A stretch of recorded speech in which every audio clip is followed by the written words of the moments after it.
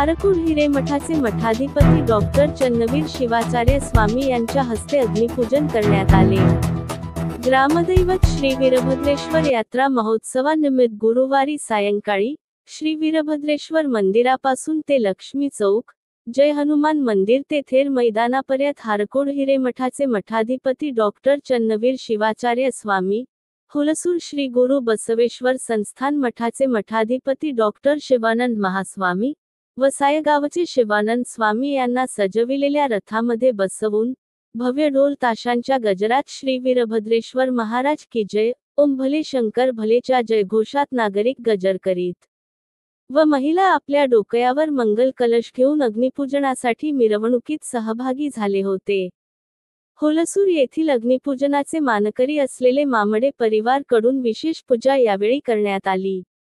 यावेळी काशीनाथ पारशेट्टे, चंद्रकांत देटणे, बंडूराव पाटील, लता हारकुडे, ओमकार पटणे, भागवत जानबा, संतोष जानबा, बाबूराव बालकुंदे, शिदलिंग स्वामी, कलया स्वामी, शांतवीर मामडे, संगमेश कुडुंबले, बसवराज स्वामी व श्री वीरभद्रेश्वर युवक सेवा संघाचे तरुण आणि श्री वीरभद्रेश्वर मंदिराचे सर्व सदस्य व गावातील प्रमुख नागरिक, महिला खूप मोठ्या संख्येने सहभागी झाले होते।